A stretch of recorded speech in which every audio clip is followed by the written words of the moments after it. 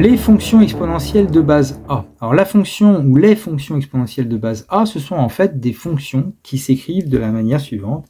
Les images sont calculées à l'aide de A puissance x. On pourrait parler de fonction puissance, mais on préfère le terme fonction exponentielle de base A.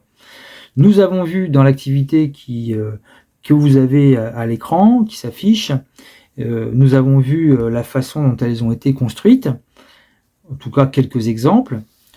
En illustration ici, je vous en propose deux. La fonction f de x égale 3 puissance x, donc la variable x ici sur l'axe des abscisses. Si on veut 3 puissance 2, on se place à x égale 2 et on va trouver 9. Si on veut 3 puissance 1,5, on se place en abscisse à 1,5 et on obtient environ 5,2.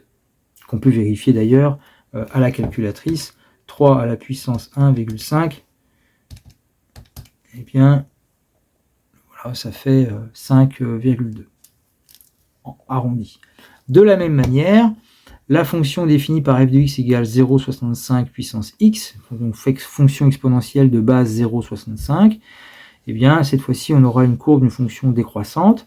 Même principe, si on veut calculer ou voir graphiquement plutôt au début 0,65 puissance moins 3,5, donc le moins 3,5, c'est la variable x qui est en abscisse. Donc moins 3,5 ici, on va sur la courbe, on obtient environ 4,5. Et si on tape à la calculatrice, on aura environ ici, vous voyez, 4,5. Un cas particulier, c'est la fonction 1 puissance x. Toutes les puissances de 1 eh bien, valent tout le temps la valeur 1.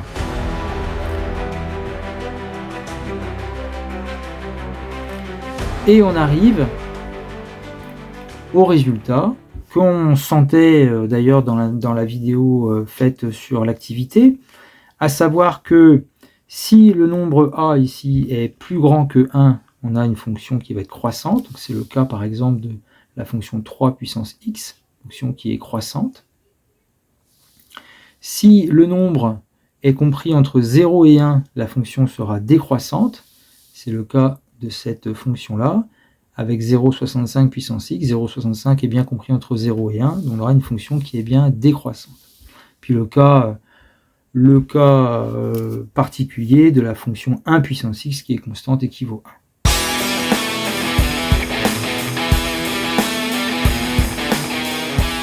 En exercice d'application, 4 fonctions ici définies, la fonction f, g, h et k, et associées à ces 4 fonctions, les 4 courbes présentes ici sur le graphique. Alors, si on démarre avec la première, f de x égale 2 puissance x. Alors, en application de la règle que l'on vient de voir, puisque 2 est plus grand que 1, cette fonction est forcément croissante.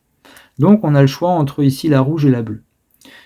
Pour faire la différence, eh bien, on va, par exemple, prendre une valeur, x égale 1, c'est-à-dire remplacer x par 1, 2 puissance 1, on sait que ça fait 2, ce qui fait que si on part de x égale 1, on doit arriver sur 2, donc c'est la bleue. Donc la fonction f est représentée par la courbe ici en bleu. La fonction g, racine de 6 puissance x, comme racine de 6 est plus grand que 1, la fonction est croissante, donc il ne nous reste plus que la rouge. Pour la fonction h de x, égale 1 demi puissance x, comme 1 demi est compris entre 0 et 1, la fonction est donc décroissante, donc on a le choix entre deux, la verte ou la noire. Mais comme on peut prendre par exemple 1 demi puissance moins 1, c'est-à-dire se placer à x égale moins 1 sur l'axe des abscisses, et normalement 1 demi puissance moins 1 à la calculatrice ça fait 2, ou même de tête, puisque c'est l'inverse d'un demi, donc c'est 2.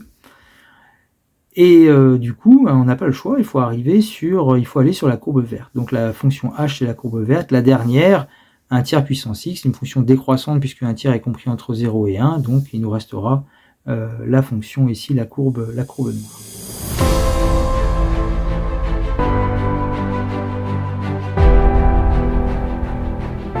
Avec ça, on va pouvoir maintenant s'intéresser à des fonctions qui sont construites à partir de ces fonctions exponentielles de base A. Et ces fonctions exponentielles de base A, on va les multiplier par un nombre. La règle est la suivante. Si on multiplie par un nombre positif, eh bien la nouvelle fonction aura alors le même sens de variation que la fonction f. Et si on multiplie par un nombre négatif, eh bien la nouvelle fonction aura un sens de variation contraire. Par exemple, imaginons ici l'application de ce résultat. Bon, on nous parle d'une d'une injection, d'un médicament. La quantité présente dans le sang varie en fonction de la fonction qui est là. G de t égale 2 fois 0,92 puissance t. Parmi les deux courbes présentes, laquelle est la bonne? Eh bien, la fonction G de t, on a ici une fonction exponentielle de base 0,92 qui va être après multipliée par 2. Or, puisque 0,92 est compris entre 0 et 1, cette fonction-là, la fonction puissance de 0,92 ou la fonction exponentielle de base 0,92 est donc décroissante. Maintenant, nous multiplions cette fonction par 2, mais 2 est positif.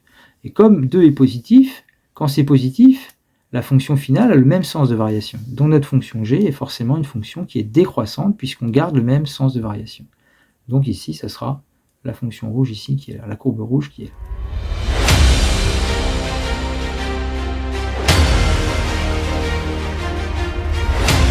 Pour terminer, un exercice où on va déterminer le sens de variation de fonctions construites à partir des fonctions exponentielles de base a. Prenons la fonction f ici avec moins 2 fois 1,71 puissance x. Alors là, ici, vous avez 1,71 puissance x qui est une fonction exponentielle de base 1,71. Comme 1,71 est plus grand que 1, cette fonction-là est donc croissante. Mais comme vous multipliez par un nombre négatif ensuite, eh bien, quand on multiplie par un nombre négatif, la variation change. Donc, c'est la fonction f, en fait, va être décroissante. La fonction g, la fonction exponentielle de base a est ici. 0,54 puissance x est décroissante puisque 0,54 est comprise entre 0 et 1. Et comme on multiplie par un nombre positif, eh bien, la variation est la même. Ça veut dire que la fonction g est donc décroissante. La dernière, la fonction h égale moins 18 fois 0,97 puissance x. La fonction exponentielle de base a est ici. 0,97 étant compris entre 0 et 1, 0,97 puissance x sera décroissante. Et comme on multiplie après par un nombre négatif, eh bien, il va y avoir un changement de variation. La fonction h ici est une fonction qui est donc croissante.